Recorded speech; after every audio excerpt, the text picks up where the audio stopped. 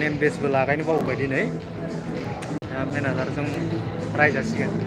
लोगोफोर गोबाव दिन जाबाय आं माने लाइभआव फैनो मोनैया स' दिनै आं माने फार्स्ट टाइम लाइभआव फैदों लोगोफोर।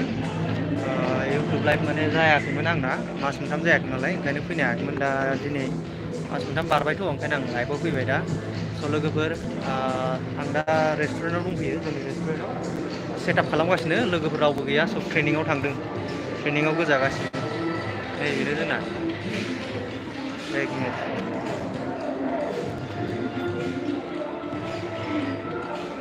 बहा थांखो रटेट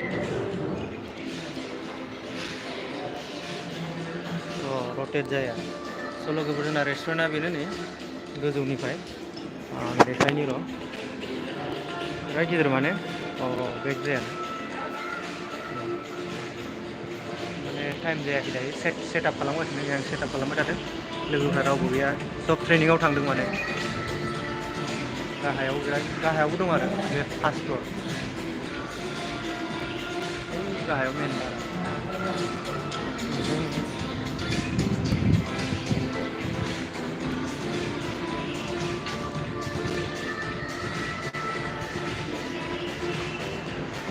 स' लोगोफोर माबायदि नुखो अन्नानै लाइक खालामदो, गोदानबा चेनेलाव साबसक्राइब खालामदो।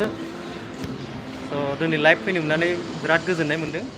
फार्स्ट टाइम लाइभ स' आं एसे बेस्थ' उनाव खालामफिननोसै दोननोसै मेनेजारा नुबा माने रायगोनथ'। स' लोगोफोर अन्नानै लाइक खालामदो, कमेन्ट खालामदो आरो गोदानबा चेनेलाव साबसक्राइब खालामदो प्लिज। नोंथांमोनहा भिडिअखौ नायो लाइक खालामा साबसक्राइब खालामा। स' साबसक्राइबारा बुहुत खम माने आंना, अननानै बयबो सापर्ट खालामलायदो जाहाथे थाबैनो 100 साबसक्राइबार जायो। बारा नांला 11था नांगौ। स' 100 बिदिनो बारायलांबाय थागोन। स' आसा खालामो लोगोफोर नोंथांमोनहा अननानै आंखौ सापर्ट खालामगोन। स' थाबैनो माने साबसक्राइबार खालामना होगोन। स' दिनैनि थाखाय एसेनो बाय बाय। आं नेक्स्ट भिडिअ लाबोगोन नोंथांमोननो। बियारखौ बोरै दिहुनो आं बेखौ देखायगोन लोगोफोर, लाइभ देखायगोन दे। जोंना बेयाव बियार दं नालाय। स' दायो दोनथ'नोसै बाय बाय। आं खनसे देखायस्रानि नै रेस्टुरेन्टखौ मोजांनो गाहायाव एनि दा इथिं फिल्म शुटिं जागासिनो बैयाव ओइयाव फिल्म शुटिं जागासिनो गाहायावबो दं।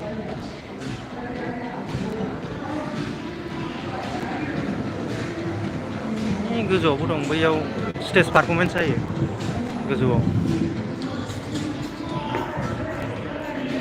ओरैबो दङ।